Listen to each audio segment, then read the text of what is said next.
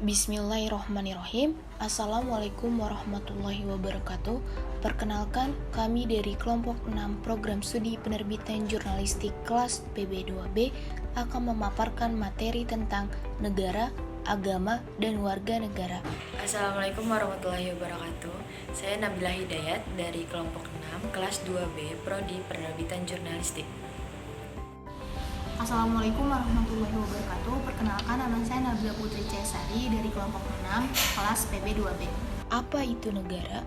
Negara adalah organisasi masyarakat tertinggi yang memiliki teritorial dan kekuasaan untuk mengatur dan memelihara rakyatnya di bawah perundang-undangan hukum. Istilah negara merupakan terjemahan dari beberapa kata asing, state Inggris, stat Belanda dan Jerman, atau etat Perancis. Sebenarnya, apa sih tujuan negara? Tujuan dari suatu negara itu harus disepakati bersama dalam konteks negara Indonesia.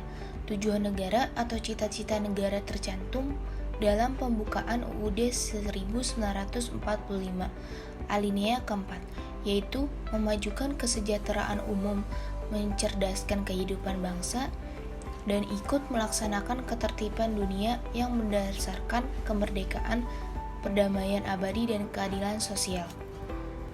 Unsur-unsur negara. Negara terdiri dari beberapa unsur pembentuk. Unsur-unsur pembentuk tersebut ada yang bersifat mutlak atau konstitutif, dan ada pula yang bersifat tambahan atau deklaratif. Yang pertama, unsur konstitutif merupakan syarat mutlak, sehingga apabila unsur satu saja tidak ada, maka negara pun tidak ada. Adapun unsur-unsur negara secara konstitutif sebagai berikut. Sekumpulan manusia yang dipersatukan oleh rasa persamaan dan bersama-sama mendiami wilayah tertentu. Wilayah adalah unsur negara yang harus terpenuhi, karena jika tidak ada wilayah, maka tidak akan terbentuk negara tanpa ada batas-batas teritorial yang jelas. Secara umum, wilayah itu dapat berupa daratan dan perairan. Pemerintah adalah alat kelengkapan negara yang bertugas memimpin organisasi negara untuk mencapai tujuan bersama didirikannya negara. Pemerintah bertugas yang melalui aparat penegak hukum yang menjalankan penetapan hukum dalam rangka mewujudkan kepentingan warga negara dan untuk negara. Yang kedua, unsur deklaratif. Pengakuan negara lain bersifat menerangkan tentang adanya negara. Ada dua jenis pengakuan suatu negara, yakni pengakuan de facto dan pengakuan de jure. Pengakuan de facto ialah pengakuan atas fakta adanya negara yang telah memenuhi ketiga unsur konstitutif. Sedangkan de jure merupakan pengakuan akan adanya suatu negara atas dasar pertimbangan yuridis hukum. Artinya, negara mendapatkan hak-haknya di samping kewajiban sebagai bangsa dunia. Teori terbentuknya negara. Yang pertama, teori ketuhanan. Penganut teori ini adalah F. Y. Stalcanberg, Thomas Aquino Haller, dan Augustinus. Lewat teori ini, para ahli berpendapat bahwa segala sesuatu terjadi atas kehendak Tuhan. So, terbentuknya suatu negara juga bisa terjadi atas kehendak Tuhan. Bukti nyata teori ini dapat dilihat dalam kalimat by the grace of God, dengan rahmat Tuhan, pada Undang-Undang Dasar suatu negara seperti pembukaan Undang-Undang Dasar 1945. Yang kedua, teori kekuasaan. Nah, yang ini beda dari teori pertama. Kalau menurut para ahli yang mendukung hal ini, negara bisa terbentuk karena adanya kekuasaan-kekuasaan. Berarti, perjuangan hidup yang terkuat memaksakan kemauan kepada yang lemah. Kekuasaan yang dimaksud ada dua, yaitu fisik dan ekonomi. Yang ketiga, teori perjanjian. Menurut teori ini, negara bisa ada karena perjanjian masyarakat. Semua warga mengadakan perjanjian untuk mendirikan suatu organisasi yang melindungi dan menjamin kelangsungan hidup bersama. So, gak ada paksaan untuk bernegara dalam teori ini. Penganut teori ini adalah Thomas Hobbes, John Locke, G.G. Research, and Montesquieu. Yang keempat, teori hukum alam. Pada teori ini, negara dianggap terjadi karena faktor alamiah, sama seperti waktu seseorang lahir atau meninggal. Negara terjadi secara alamiah dengan bersumber dari manusia sebagai makhluk sosial yang memiliki kecenderungan berkumpul dan saling berhubungan untuk mencapai kebutuhan hidupnya. Penganut teori ini adalah Plato, Aristoteles, Agustinus, dan Thomas Aquino. Nah, yang terakhir, teori kedaulatan. Ada 2 subteori yang berhubungan dengan kedaulatan, yaitu teori kedaulatan negara, yaitu negara memegang kekuasaan tertinggi untuk menciptakan hukum demi mengatur kepentingan rakyat. Penganut teori ini adalah Paul Laban dan Jellinek. Teori kedaulatan hukum, yaitu hukum memegang peranan tertinggi dan kedudukannya lebih tinggi dari negara. Penganut teori ini adalah Krabbe. Bentuk-bentuk negara. Yang pertama, negara kesatuan. Negara kesatuan adalah bentuk suatu negara yang merdeka dan berdaulat, dengan satu pemerintahan pusat yang berkuasa dan mengatur seluruh daerah. Namun, dalam pelaksanaannya, negara kesatuan ini terbagi ke dalam 2 macam sistem pemerintah, yaitu sentral dan otonomi negara kesatuan. Apabila kekuasaan pemerintahan pusat dan pemerintahan daerah tidak sama dan tidak sederajat. Yang pertama, negara kesatuan dengan sistem sentralisasi adalah pemerintah yang langsung dipimpin oleh pemerintahan pusat. Sementara, pemerintahan daerah di bawahnya melaksanakan kebijakan pemerintahan pusat. Model pemerintahan Orde Baru di bawah pemerintahan Presiden Soeharto adalah salah satu contoh sistem pemerintahan model ini. Yang kedua, negara kesatuan dengan sistem desentralisasi adalah penyerahan wewenang dari pemerintahan pusat ke daerah. Contohnya, kepala daerah diberikan kesempatan dan kewenang untuk mengurus urusan pemerintahan di wilayah sendiri. Sistem ini dikenal dengan istilah otonomi daerah atau swatantra. Sistem pemerintahan negara Malaysia dan pemerintahan pasca Orde Baru di Indonesia dengan sistem otonomi khusus dapat dimasukkan ke dalam model ini.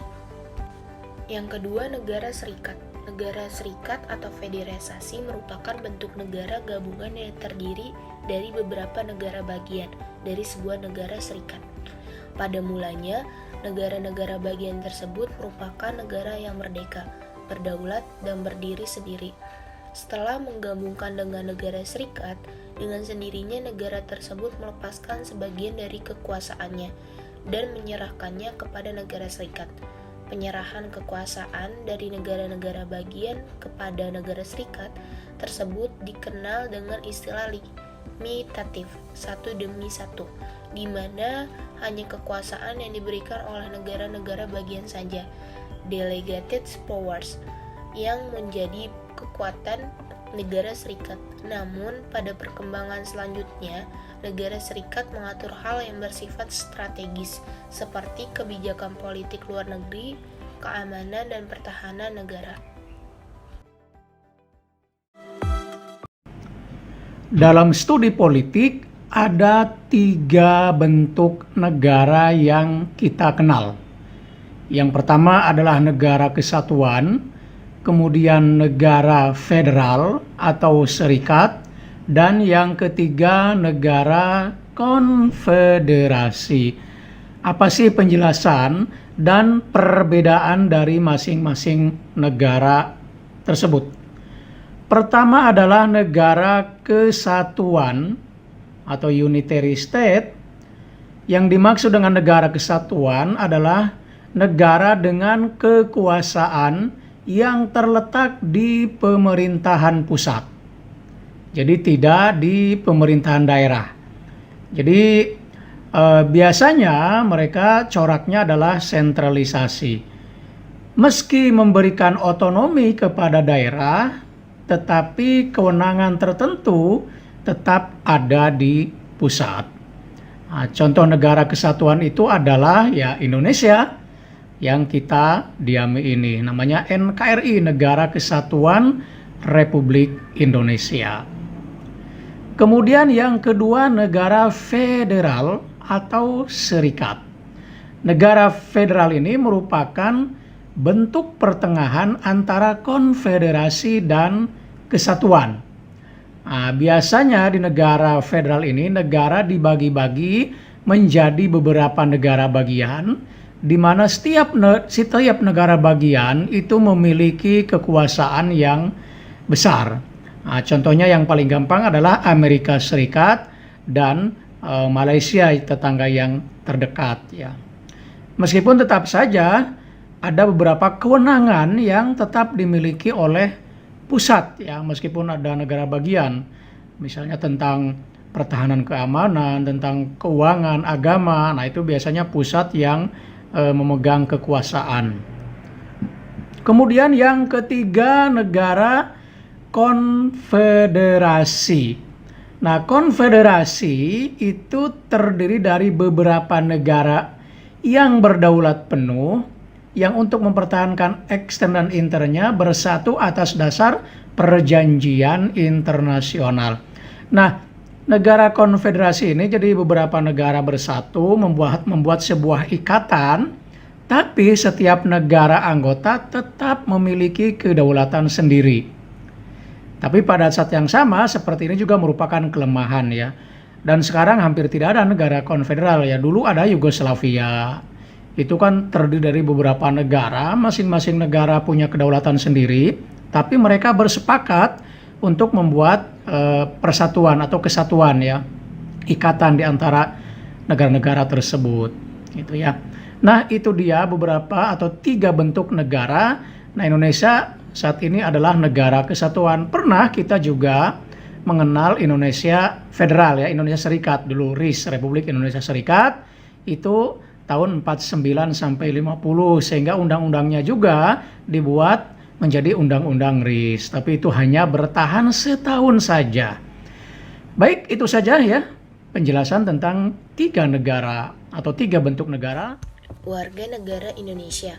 Warga negara Indonesia adalah orang yang telah diakui oleh Undang-Undang UU sebagai warga negara Republik Indonesia. Dari pengertian ini, sebenarnya bisa ditarik pemahaman bahwa orang yang aslinya dari luar Indonesia pun bisa menjadi warga negara Indonesia, asalkan telah diakui oleh UU. Tentu saja orang tersebut memenuhi beberapa persyaratannya. Sebagai bentuk diakuinya sebagai warga negara Indonesia, kamu bisa memiliki kartu tanda penduduk KTP berdasarkan wilayah kamu tinggal dan mendaftar. Jika masih belum dewasa, biasanya tetap mendapatkan nomor induk kependudukan NIK yang biasanya tercantum di kartu keluarga KK. Selain itu, sebagai parameter, kamu dianggap warga negara Indonesia adalah paspor yang diterbitkan untuk kamu tertuliskan dari Indonesia. Syarat menjadi warga negara Indonesia yaitu sudah berumur 18 tahun atau sudah kawin meskipun belum 18 tahun. Pada saat mengajukan permohonan, telah tinggal di Indonesia selama 5 tahun berturut-turut atau 10 tahun tidak berturut-turut. Sehat jasmani dan rohani. Dapat berbahasa Indonesia serta mengakui dasar negara Pancasila dan Undang-Undang Dasar 1945. Tidak pernah dijatuhkan hukuman pidana atau penjara karena terbukti melakukan tindak pidana atau kejahatan yang diancam dengan hukuman penjara 1 tahun atau lebih. Dengan memperoleh kewarganegaraan Indonesia tidak menyebabkan statusnya menjadi berkewarganegaraan ganda, sebab hal itu tidak diakui dalam sistem hukum di Indonesia. Dengan kata lain, status kewarganegaraan dari negara lain harus dilepaskan. Mempunyai pekerjaan atau memiliki penghasilan tetap.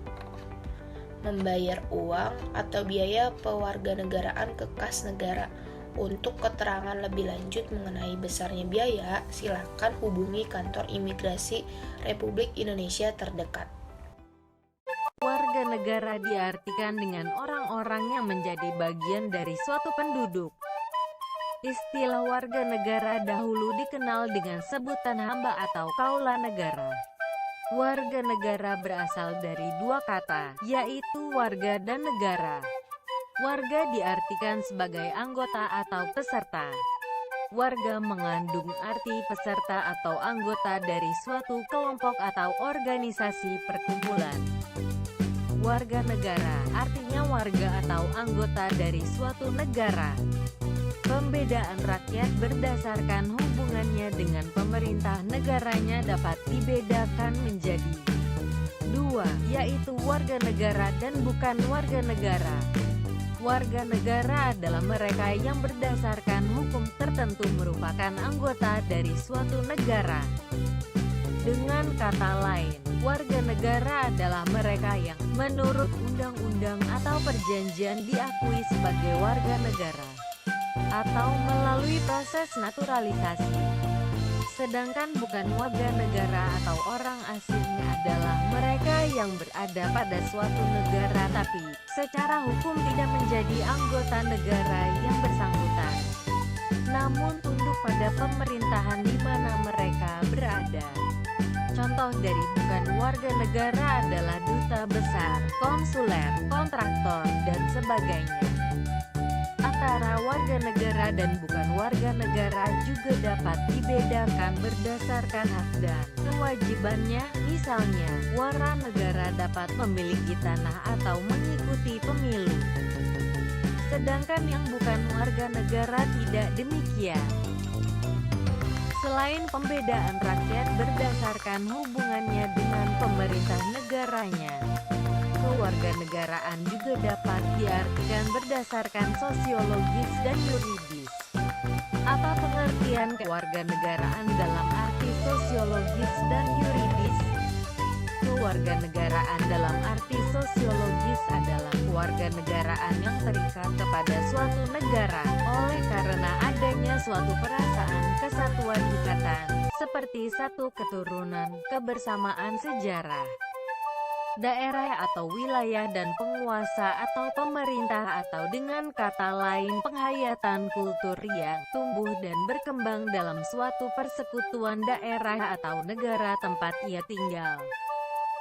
Kewarganegaraan dalam arti yuridis adalah ikatan hukum antara negara dengan orang-orang pribadi, yang karena ikatan itu menimbulkan akibat bahwa orang-orang tersebut jatuh di bawah lingkungan kuasa pribadi dari negara yang bersangkutan atau dengan kata lain warga dari negara itu. Semua warga yang sah serta berdaulat mempunyai hak menentukan kewarganegaraannya. Oleh karena itu, dikenal dua asas kewarganegaraan yaitu sebagai berikut. 1. Asas kewarganegaraan berdasarkan kelahiran. Penentuan sebuah kewarganegaraan berdasarkan kelahiran terbagi menjadi dua, yaitu asas ius soli dan asas ius sanguinis. Asas ius soli atau asas tempat atau daerah kelahiran merupakan asas yang menetapkan seseorang memiliki kewarganegaraan menurut tempat atau daerah orang tersebut dilahirkan. Contoh, di negara Inggris menganut asas ius soli, seseorang berkewarganegaraan B melahirkan anak di negara Inggris. Secara otomatis anak tersebut menjadi warga negara Inggris. Asas ius sanguinis atau asas hubungan darah atau keturunan adalah asas yang menetapkan seseorang memiliki kewarganegaraan menurut kewarganegaraan orang tuanya. Contoh, di negara RRC yang menganut asas ius sanguinis, seseorang berkewarganegaraan RRC melahirkan anak di negara A, sehingga anak tersebut menjadi warga negara RRC. 2. Asas kewarganegaraan berdasarkan perkawinan. Penentuan sebuah kewarganegaraan berdasarkan perkawinan terbagi menjadi dua, yaitu asas persamaan hukum dan asas persamaan derajat. Asas persamaan hukum adalah asas yang memiliki pengertian bahwa suami istri merupakan keluarga yang memiliki ikatan kesatuan yang tidak boleh terpecah.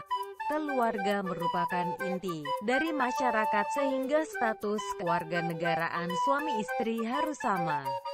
Asas persamaan derajat adalah asas yang memiliki pengertian bahwa dalam suatu perkawinan tidak menyebabkan salah satu pihak tunduk secara hukum terhadap yang lain. Keduanya memiliki hak yang sama untuk menentukan status kewarganegaraan sendiri. Dengan demikian, mereka tetap memiliki kewarganegaraan masing-masing sebagaimana sebelum terjadi perkawinan. Hubungan negara dan warga negara. 1. Memperkenalkan budaya bangsa. Hubungan emosional yang kuat antara negara dengan warga negara akan membentuk rasa cinta tanah air. Rasa inilah yang mendorong warga negara bangga dengan segala hal yang berasal dari negaranya. Secara tidak sadar, mereka akan sangat loyal pada segala produk rumah tangga yang berasal dari produksi dalam negeri. Lebih dari itu, seorang warga negara yang telah memiliki keterikatan emosional dengan negaranya akan memperkenalkan budaya bangsanya ke orang-orang luar negeri tanpa disuruh atau diperintah. Contoh, misalkan saja seorang WNI yang sedang kuliah di USA dan telah memiliki ikatan emosional yang kuat dengan Indonesia, akan tetap mengonsumsi tempe, sebagaimana kebiasaan di Indonesia. Dia juga akan memperkenalkan kesenian dari Indonesia dan kebiasaan-kebiasaan asli orang Indonesia, seperti ramah dan menjaga sopan santun yang menjadi adat orang Indonesia. Apakah Anda ingat dengan kebudayaan Jepang yang mendunia? Mulai dari baju kimono, jenis-jenis makanan khas Jepang, hingga bahasanya. Semuanya dikarenakan rasa nasionalisme dan cinta tanah air warga negara Jepang. Sehingga seluruh aktivitas dimanapun warga Jepang berada, mereka selalu berusaha memperkenalkan kebudayaannya kepada dunia dan terus memegang budaya Jepang dimanapun ia bertempat. 2. Taat aturan negara. Warga negara yang telah memiliki hubungan emosional dengan negaranya akan memberi kepercayaan yang tinggi kepada negara. Setiap aturan negara dipercaya memiliki manfaat untuk mengatur hubungan berbangsa dan bernegara. Karena itulah, ia akan berusaha sebisa mungkin mematuhi aturan negara. Warga negara yang sudah terikat emosionalnya dengan negara secara spontan akan membantu negara menegakkan hukum. Contoh bentuk perwujudannya adalah dengan menjaga kelakuan agar tetap tertib bermasyarakat, menegur anggota masyarakat yang melanggar aturan negara, dan membantu aparat negara bila dimintai bantuan. 3. Berusaha mengharumkan nama negara. Hubungan emosional antara negara dengan warga negara akan memacu usaha pengharuman nama baik. Warga negara yang baik akan selalu menjaga kelakuannya dalam bermasyarakat, baik di wilayah dalam atau luar negeri. Selain itu, dia akan terus belajar dan berlatih agar dapat memberikan suatu prestasi yang membanggakan negara, meningkatkan reputasi negaranya di kancah internasional. Sebagai timbal baliknya, negaralah yang akan memberi fasilitas penuh kepada warga negara yang sedang berjuang mengharumkan nama negara. Mulai dari bonus hadiah, transportasi, dan segala macam akomodasi yang dibutuhkan warga negara akan dipenuhi negara. Segala hal yang diberikan oleh negara kepada warga negaranya merupakan upaya mencapai tujuan-tujuan dan usaha untuk memenuhi kewajibannya kepada warga negara. Sementara tindakan yang dilakukan warga negara merupakan bentuk dari pelaksanaan kewajibannya sebagai warga negara yang baik. Hubungan negara dan agama. Dalam Islam memang masih banyak perdebatan antara hubungan agama dan negara. Namun, meski begitu, kaum muslim tetap percaya bahwa Islam adalah agama yang sempurna. Islam bersifat holistik yang tidak hanya mengurus masalah rohani, tapi juga duniawi. Oleh karena itu, menurut Munawir Sejeli, terdapat 3 paradigma untuk melihat hubungan antar agama dan negara. 1. Paradigma integralistik. Hubungan totalitas bahwa agama dan negara adalah suatu kesatuan yang tidak bisa dipisahkan. Negara adalah lembaga politik dan sekaligus lembaga keagamaan. 2. Paradigma simbiotik. Antara agama dan negara terdapat hubungan yang saling membutuhkan. Agama harus dijalankan dengan baik, sebab tanpa agama akan menjadi kekacauan moral dalam beragama dan berpolitik atau bernegara. Jika akhlak dan moral sudah berjalan baik, maka negara akan tak berjalan baik. 3. Paradigma sekularistik, yaitu pemisah. 3. Paradigma sekularistik, yaitu pemisahan antara agama dan negara dalam hubungan sekuler. Negara adalah hubungan manusia dengan manusia. Sistem norma hukum tidak boleh digabung dengan nilai agama. Dalam pandangan ini bukan berarti agama menginginkan sebuah bentuk lembaga negara yang formal, tetapi yang perlu dipahami adalah adanya nilai-nilai agama yang menjadi dasar semangat dan kebijakan hukum negara.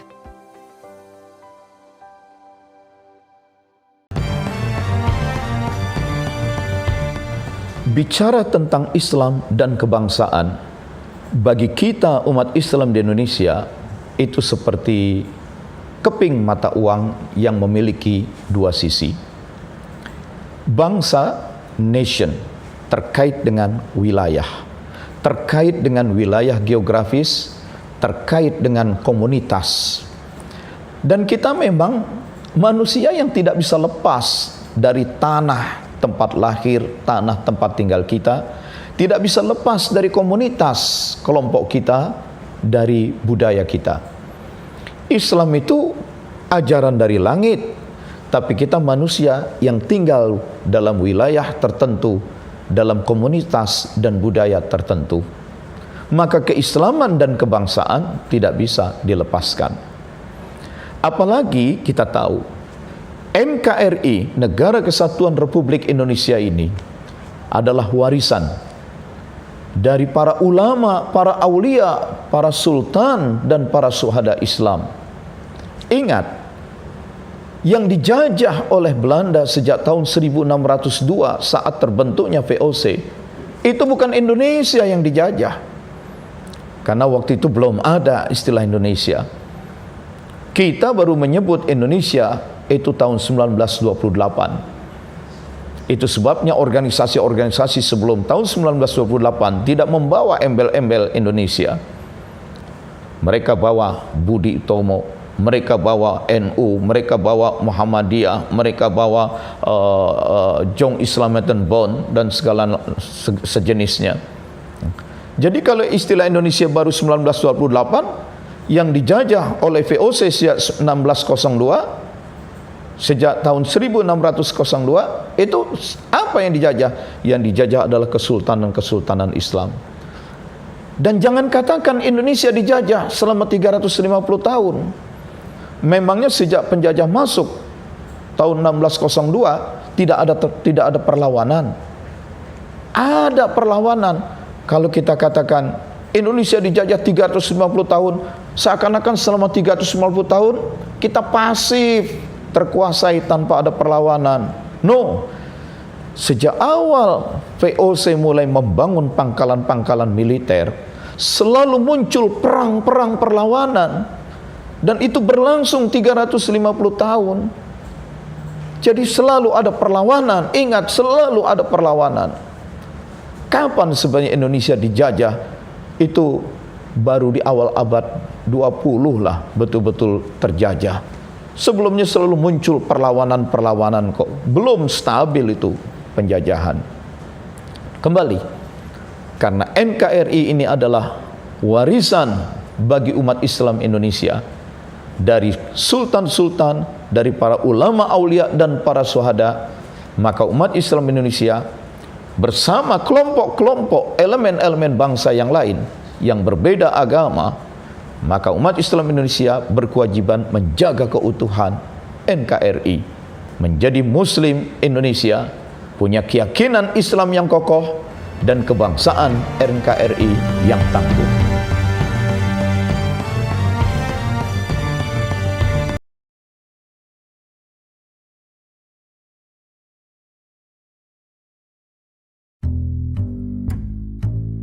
Kita pasti sering merasa gemas dengan situasi di negeri ini. Setiap kali menonton berita di TV, isinya pasti itu-itu saja. Kalau bukan kriminalitas, bencana, atau pejabat mata keranjang, pasti lagi-lagi tentang korupsi, dan korupsi.